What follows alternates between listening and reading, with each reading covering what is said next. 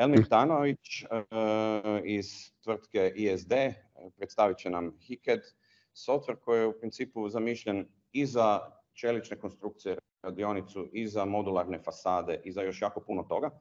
Ali s obzirom da smo tu prvenstveno Arhicad, Allplan, arhitektura, građevina, ovo je software koji je zapravo komplementaran i jednom i drugom i zapravo nastavlja tamo gdje arhitekt stane sa svojom, ajmo reći, kreacijom i onda kako izmodelirati, kako isprojektirati zapravo fasadu sa svim podkonstrukcijama, sa svim šarafima, sa svim rupama za te šarafe. Ali da ja ne duljim, Elmire, izvoli, mikrofon je tvoj. Hvala Marko na ovoj kratkoj i preciznoj prezentaciji. Kao što si rekao, znači moje ime je Elmir Tanović, inače sam produkt menadžer za građevinski dio u HiCAD-u. HiCAD Helios su naši produkti. Brzo bi prešao na prezentaciju zato što znam da je vrijeme ograničeno, ali prije toga čisto da kažem nekoliko riječi recimo u ISD kompaniji. Znači nastala je 77. godine u Dortmundu, u početku je to bio jedan institut za statiku i dinamiku, brzo smo napravili sopstveni kern i to bih htio da naglasim u tom slučaju, znači ESM, European Solid Modela u Salzburgu na sveučilištu za strojarstvo i tada smo krenuli već sa mašinstvom i u 2D i 3D. Znači HiCAD je jedan 2D, 3D CAD sistem i ne samo CAD sistem, nego i PDM sistem. Znači naši produkti su HiCAD, CAD, CAD-CAM i Helios je kao PDM sistem i preko Heliosa pravimo poveznice sa ERP sistemima. Tu smo fleksibilni, znači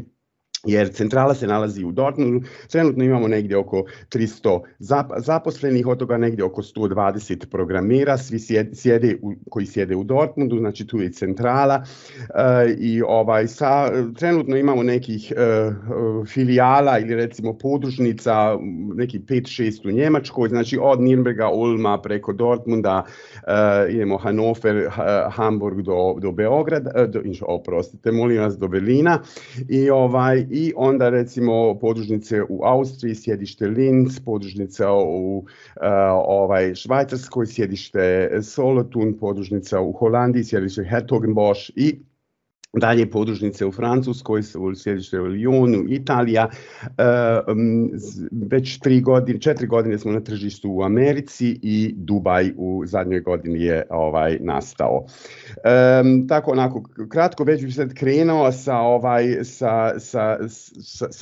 sa prezentacijom. Znači ne samo bitno je ovo što sam rekao da imamo sopstveni kernel i da smo startali sa mašinstvom, sa strojarstvom, zato što je HiCAD se baš zbog toga razlikuje od drugih klasičnih sistema za čelične i fasadne konstrukcije, jer je mogućnost modeliranja, slobodnog modeliranja i parametričnog modeliranja baš kroz tu bazu koja je stojala na strojarstvu, naravno strojarski modul stoji na raspolaganju još uvijek, je omogućen i zbog toga je i HiCAD interesantan. Kao što vidite ovdje radi se na slici, radi se o nekim, znači građevinarstvo je podijeljeno neka u 2 sektora, znači čelične konstrukcije, čelične podkonstrukcije i fasadne konstrukcije koje se ponovo dijele recimo u 3 dijela, znači staklene fasade sa jednom bidirekcionalnom poveznicom sa logikalom. Ja ne znam da li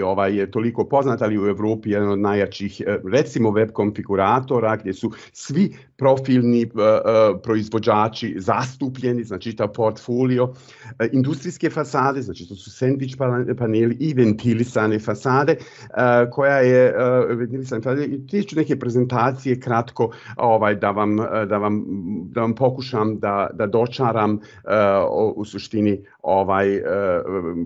kako se projektuje i kako se planira u HiKitu. Prije toga samo kratko par nekih projekata, onako da vidite preko slika o čemu se radi, znači čelične konstrukcije, ovo je neka srednja konstrukcija, interesantna je samo, zato sam je izabrao, zato što je znači prvi dio koji je statikom rađen, u svakom slučaju ovdje vidi se da su morali statični proračuni da se urade. Znači svi ovi elementi, svi spojevi, znači svi konfiguratori koji su potrebni za čelične konstrukcije stoje u HiKitu na raspolaganju. Znači, spojevi konfiguratori koji su tipski, standardni, ali individualni. Naravno, konfiguratori za, recimo, ograde ili razne stepenice, razne vrste stepenica stoje isto na raspolaganju. To ću kratko sada objasniti i pogledati u sistemu. Ovako neka veća postrojenja koja su potrebna, mislim, to su samo neki kratki projekti koji sam za početak izabrao, ali vrlo bitno je istaći da i ovakvi projekti su mogući na HiKitu, znači nisu to samo neke ravne površine, nego se radi i zaobljenim, eliptičnim, ovalnim i zakrivljenim profilima i svim određenim konstrukcijama, gdje naravno sa tipskim spojevima ne možete doći do cilja, znači sve to mora da se bude u svim detaljima, da bude dobro detaljirano i dobro modelirano. Zato sam htio da spomenem taj ESP kernel, also mogućnost u svakom trenutku da i modelirate trodimenzionalno. Industrijske fasade sa svim sandvič panelima koji vam u katalozima koriste, jedan manji projekat sa staklenim fasadama koji je urađen preko spojnice sa poveznice sa logikalom. Šta logikal znači, pokazat ću vam onako kratko isto tako. I recimo ovakve staklene fasade kao ovaj krov gdje uglavnom svi profili i sve stakla su zaobljena, znači svi spojevi, sve to je, sve takve konstrukcije su interesantne naravno u HiKitu. Elementne fasade sa različitim elementima. I naravno ono što želim da prezentujem na kraju ove prezentacije su ventilisane fasade, jer zato smo napravili jedan poseban konfigurator i to u saradnji sa našim partnerom 3AC iz Zingena, oni imaju s tih Alucobond produktima. Za čitavu prezentaciju izabrao sam jedan objekat koji se nalazi u Utrechtu u Holandiji. Interesantno kod ovog objekta da su uglavnom elementi rađeni, svi elementi, građevinski elementi su rađeni sa HiKitom i Heliusom, znači sve staklene konstrukcije, sve konstrukcije ventilisanih fasada, a i čelične konstrukcije. I ono što je jako bitno za svaki BIM projekt, jer je ovo bio BIM projekt, je startano sa IFC poveznicom koja u HiKitu stoji na raspolaganju, tako da su uglavnom i podkonstrukcije, čelične podkonstrukcije došle preko IFC, tako da samo neke dalje konstrukcije za stepenice ili ograde su rađene sa HiKitom. Onako kratko, čisto ću uzeti dijelove iz ove konstrukcije da vam dočaram u par crta kako bi modelirali sada u tim dijelovima sa HiKitom. Znači, kao što sam rekao, svi spojevi vam stoji na raspolaganju, svi profili, tipski, standardni, vičani spojevi, šarafi, sve to stoji u katalozima koji stoje na raspolaganju, ali ne samo to, znači funkcije koje su bitne za čelične konstrukcije i planiranje, nego i razni biblioteka spojeva koji se automatski dolaze, znači tipski standardni spojevi ili i konfiguratori za stepenice i ograde. Znači kako se konstruiše, preko raznih konfiguratora možete profile iz kataloga na određeno mjesto da postavite, sve to je naravno moguće mijenjati u svakom trenutku. Evo vidite jednu vrstu poveznice gdje iz tog dijaloga koji je vrlo intuitivan, idete u različite dijelove HiKita, evo sad smo trenutno u katalozima gdje možemo da izaberemo određene vike i vičane sklopove. Poveznica je samim tim gotova i stoji na ispravnom mjestu.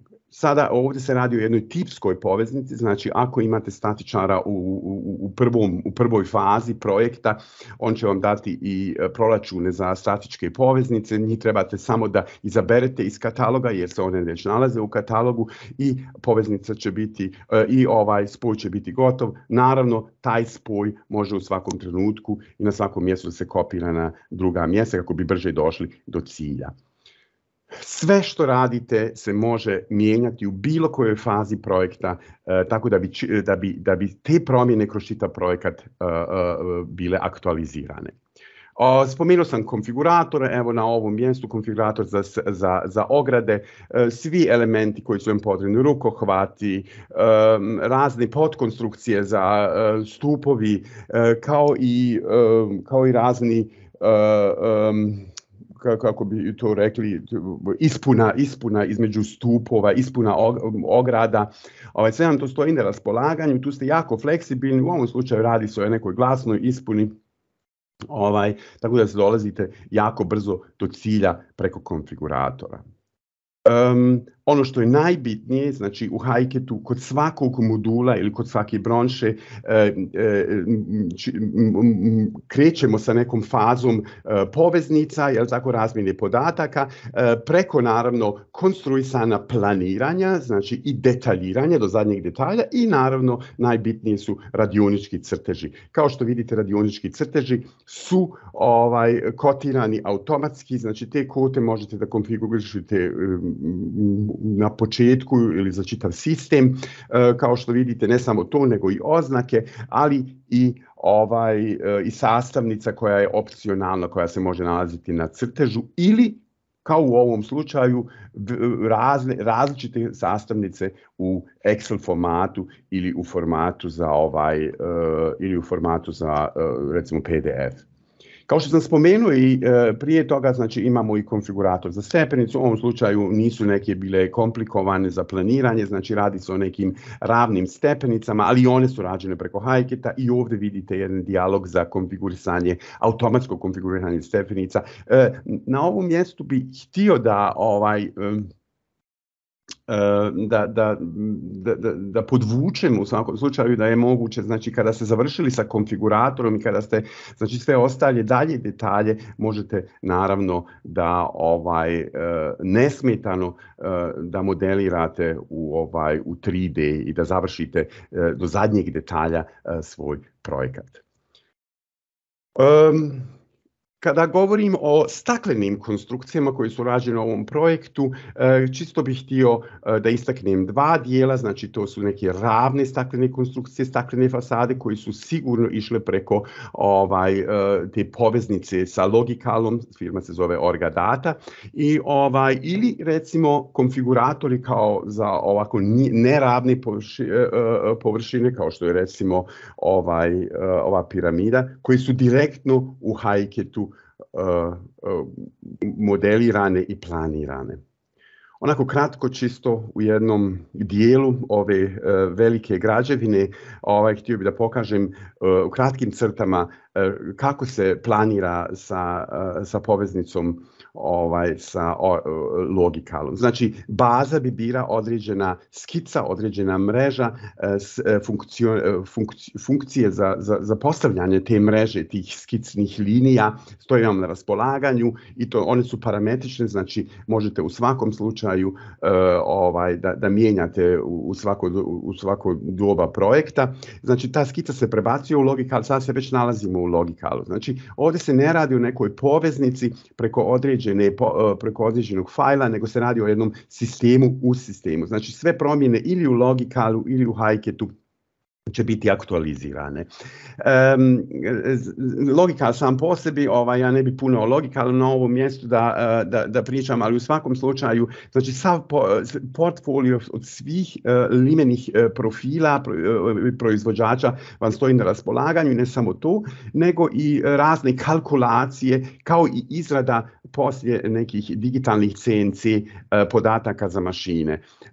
To je s jedne strane, znači kada smo završili sa konfigurisanjem vrata i prozora, preko ove 3D poveznice idemo na HiCAD, znači vidimo da je sve u 3D. Zadnje detalje koje radite u Hiketu, samo da napomenem, znači sve promjene u ovom slučaju na ovim profilima ili na određenim pozicijama koji su došli od logikala, one će preko određenih funkcija da budu aktualizirane tako u logikali. Tako da ako radite neke CNC podatke, znači iz logikala možete to da uradite kao što ste možda do sada radili ako imate taj sistem, ali CNC i CNC poveznice stoje i u Hiketu na raspolaganju i to u dva formata, NC i NCX, u stvari NCV. Tako da i tim putem možete da idete na sa digitalnim podacima na mašine.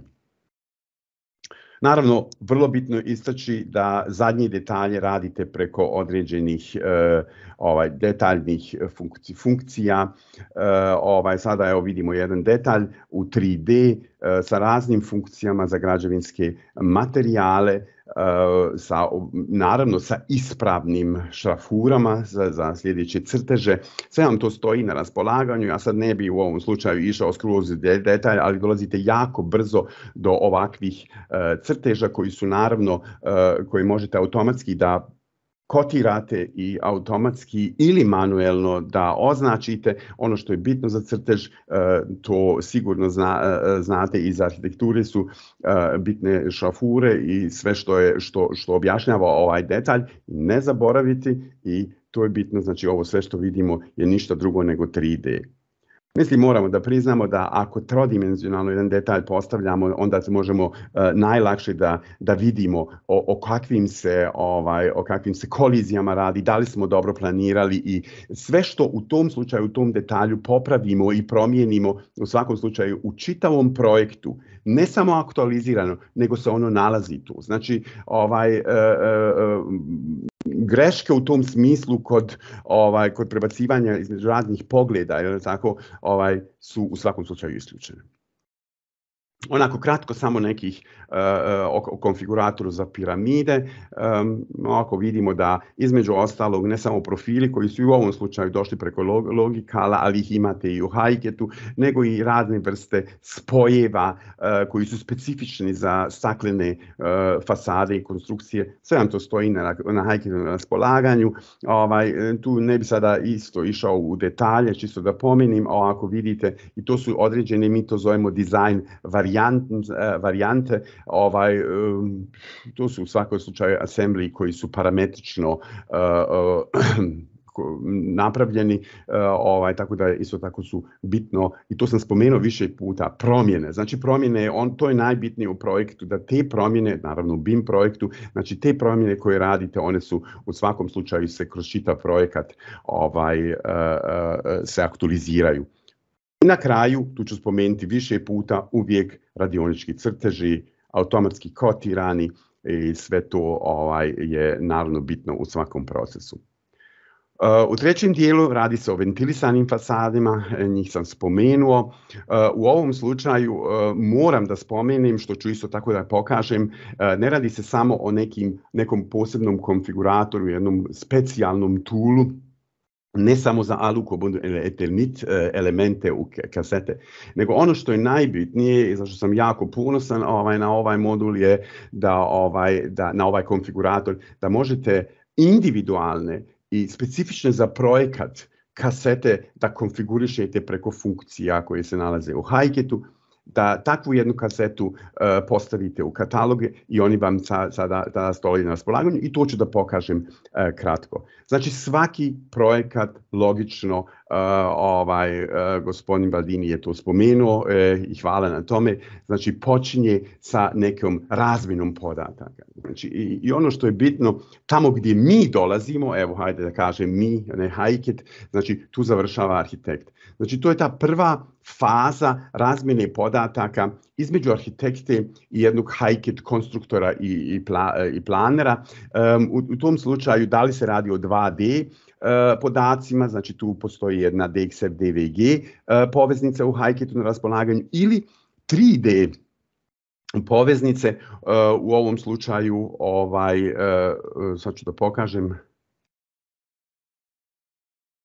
3D poveznice, da li se radi o step datima, da li se radi o IGES, CATIA SolidWorks, nije bitno, NX, ali ono što je DXF, DVG, isto 3D, ali ono što je najbitnije u tom BIM svijetu je ta IFC poveznica koja u HiCAD-u na raspolaganju stoji i sa njom ćemo da startamo, recimo ovaj projekat, tako i jeste i bilo. Evo ovako samo dijalog da vam pokažem, znači sve IFC klase, atributi koji se nalaze u IFC fajlu koji mi importiramo će biti prebačeni, znači radi se o nekim filterima i raznom i mappingu koji se nalazi u HiCAD-u koji možete individualno da sami postavite, da prebacujete sada atribute IFC klase na određene HiCAD atribute. Kada ste to uradili, vidjet ćemo sada odmah, znači to je neki IFC objekt koji smo mi u svakom slučaju importirali u ovom slučaju, znači sve strukture, znači strukturalna podjela ovog objekta je u svakom slučaju prebačena na HiCAD. Tako da ćemo da vidimo razne podkonstrukcije, razni spratovi u ovom slučaju su preko struktura bili definisani. U ovom projektu je stvarno čelična podkonstrukcija preko IFC poveznice bila importirana i sve dalje čelične instrukcije, vidimo je sada, to je ta recimo, ne zaboravite da svi atributi i sve informacije koji ovi dijelovi sa sobom imaju se nalaze na svim tim čeličnim dijelovima i drugim naravno 3D dijelovima. Evo samo da pokažemo, znači sad ću pokazati neke kratke dijaloge i maske od tih informacija koje se dijelove. Znači sve dalje informacije koje vi, sve dalje atribute koje vi u HiCAD-u ćete da te informacije da date dijelovima, znači sve one kroz dalji eksport će biti aktualizirani u IFC fajlu. Ali sad recimo idemo na konstruisane ove fasade, znači ova fasada, fasadni sistem na ovom objektu to su bila dva sistema, znači individualne kasete od našeg klijenta VPT iz Holandije i SZ20 kasete od Alucubonta.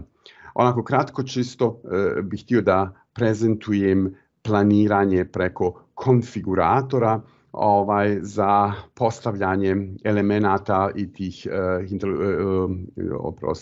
ventilisanih fasada, znači baza, i u ovom slučaju bi bio jedan grid, jedna mreža koja se od trodimenzionalnih linija, tih polilinija sastoji. One su, njih ćete preko HiCAD constraint sistema jako brzo doći do cilja i do određenog mjesta gdje trebaju određena mreže i linije da stoje. Naravno, to je u svakom slučaju, možete uvijek da vršite promjene i te promjene će naravno i kod ostalih u čitavom projektu biti aktualizirane. Kada smo završili sa gridom, i ovdje neću ići do tančina, nego ćemo jedan dio da preskočimo, tada se može pristupiti planiranju i konfiguraciji i modeliranju naše ventilisane fasade sa sistemom SC20, kao što sam rekao. Sada ćete da vidite, to je jedan konfigurator za ventilisane fasade. Znači, prvo što treba da uradite je da izaberete sistem. Alucubond portfolio stoji sam na raspolaganju. Znači, njega smo zajedno sa proizvođačem 3AC programirali, tako, i isplanirali, kao i Eternity Trespa, ali ono što je bitno, i to moram svaki put da kažem, znači ne radi se samo o jednom konfiguratoru za sisteme koji postoje u HiCAD-u, nego posebno je bitno da ste tu jako fleksibilni kao konstruktor u HiCAD-u, tako da možete i individualne kazete da konstruišete. Mi startamo sada sa SC20, ona je, kao što vidite, već na ispravnom mjestu. Znači sve te kasete se aktualiziraju na određene veličine koje su date sa ovim 3D gridom. Znači u prvom smislu određujete naravno farbe, poslije toga čitavu fasadu ili dijelove fasade preko specijalnih funkcija i spojnica koje su konfiguratoru određene. One su naravno parametrično definisane, možete da, što se vidi jasno, možete da transformišete na određeno mjesto ili dijelove, naravno kaseta, isto tako preko spojeva možete da aktualizirate. Ovdje sam izabrao u gornjem dijelu Atika, kako ćete da konfigurišete, znači ne samo da su tako parametri tu, nego i slika, tako da brže dolazite do cilja. I kada ste sa svim tim, tom prvom konfiguracijom gotovi, znači radi se o aktualiziranju u HiCadu. Sve dalje, kao što je kod svih konfiguratora u HiCadu moguće, možete da detaljirate kroz druge module, recimo da li je to čelični modul ili recimo u ovom slučaju limene konstrukcije, razne funkcije kao ovdje Gerung, jako brzo dolazite do cilja i sve druge promjene koristite vidite gore, tu su neke ribbon lajste, ti module vam stoji na raspolaganju. Kratko, u sljedećim sekvencama samo da pokažem kako izgleda jedna kaseta. Znači ono što je bitno kod HiCada je, znači svi elementi su detaljirani do zadnjeg detalja, modelirani. Znači da li su vici, šarafi, profili, određene u ovom slučaju znači to su ivice koje su brušene, sve je to trodimenzionalno izrađeno, tako da je poslije izrada raznih podataka i crteža u svakom slučaju mora biti preciznija. Razvoj plašta, isto tako jedna funkcija, ono što bi se reklo sa jednim klikom dolazite do cilja, vidite da je sve trodimenzionalno. I u sljedećem koraku bi htio brzo da napravim jedan crtež koji je razvojnice sa svim podacima, sa svim kotama, sa svim, to isto moguće konfigurirati, naravno prije toga individualno, sa svim oznakama koje su vam potrebne i naravno u sljedećem koraku ide se na izradu, isto tako i automatski izrada DXF fajlova koji poslije toga idu na mašine. Znači radi se o automatizmu i kod HiCada znači detaljiranje, planiranje i brza izrada radioničkih crteža ili digitalnih podataka za izradu profila na mašinama. Kratko, znači vidimo tu da su i drugi spojevi definisani konfiguratorom. Znači ne radi se samo u HiCadu kod ventilisanih fasada o elementima koji će biti postavljeni na pravom mjestu, nego i podkonstrukciji. I zato postoji konfigurator koji otprilike funkcioniše na isti način. Baza su skice koje preko statičkih proračuna moraju na određenom mjestu da postavljene budu.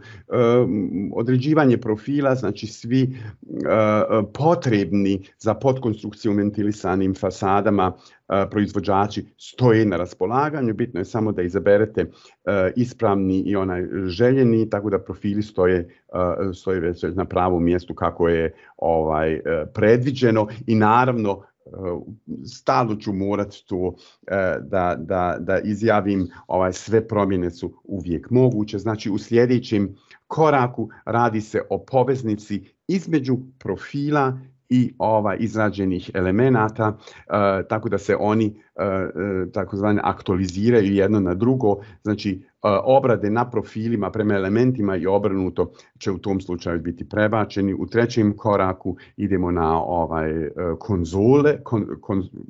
konzole, što bi se rekli zidne konzole, a i na tom mjestu su proizvođači u katalozima. Mislim, htio bih samo kratko da pokažem da ono što trebate, da li se radi o profilima, standardnim tipskim konzolama ili raznim sistemima, sve nam to dolazi, sve nam to stoji na raspolaganju u katalozima. I ono što je bitno, ti katalozi, taj standardni katalog u HiGetu možete u svako doba da proširujete isto tako i da ga individualno po svojim željama pašete, jel, što bi se reklo. Onako, kritko ovdje ne moram sada objašnjavam, ovo je bila samo prezentacija u nekom transparentnom obliku da se vidi kako smo došli do cilja i kako to izgleda podkonstrukcija konzole, a i elementi koji su već ovdje na ovom mjestu obrađeni i znači svi vici i rupe se nalaze na pravom mjestu. U daljem naravno dijelu opet i na ovom mjestu radi se o presjecima kako do detalja doći do cilja koji želim, tako da ću vam samo pokazati kratko, u ovom slučaju možda nešto jasnije izradu jednog presjeka, da cilj bi ovdje bio jedna prozorska klupica koju želim da do tančine, do zadnjeg dijela da je konstruišen. Znači vidimo naravno 3D, to smo vidjeli i ranije, kako to izgleda. U ovom slučaju vidim tačno da li sam negdje pogriješio, da li postoje kolizije ili kao u ovom slučaju je fuga, tako, znači grid je u svakom slučaju bio previsoko, znači treba da ga postavim na željenu visinu i kada sam to uradio postoji funkcija za aktualiziranje čitave fasade prema ovoj transformaciji koju sam napravio prema ovoj promjeni. Znači, aktualiziranje čitave fasade i fasada će se na ovom mjestu na određenu visinu postaviti. Znači dalje što mi preostaje je da idem na planiranje i modeliranje ove klupice. Znači startat ću u prvom smjeru sa ovim sadržačom za klupicu. Imate dva puta, ili ćete iz jednog presjeka i pogleda u 2D, kao što to činimo u ovom slučaju. I u ovom slučaju je to trodimenzionalna skica koju ću preko HCM-a na određenu mjesto postaviti. U ovom slučaju i ugao definisati na recimo 95 stepeni. I kada sam zadovoljan sa položajem, znači uzimam funkcije, u ovom slučaju je to limene konstrukcije, znači izrada sistema i dalje se koristim sa moram samo da pomjerim ovo jer ne vidim uvijek, dalje se koristim sa drugim funkcijama za građevinske materijale kao što su folije, kao što su recimo izolacije, mineralna vuna i tako dalje. Ovako, kada smo završili s tim, opet radionički crtež, malo ću da ubrzam i evo sad čisto da vidimo crtež koji je završen, kako ćete doći do cilja, završen su sa svim oznakama i sve što vam je potrebno, naravno sa šrafurama. Ovo sam već pokazao, kao što vidite, očito sam jako ponosan na razne radioničke crteže, zato ih ispominjem stalno. Znači sve što vam je potrebno, svi elementi i u tablici crteža, zagrade crteža, sve vam to stoji na raspolaganju.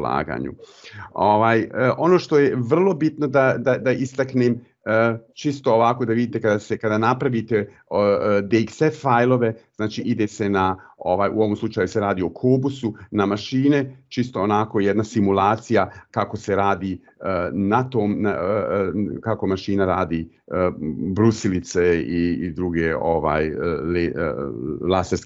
laserske dijelove, laserske organizacije.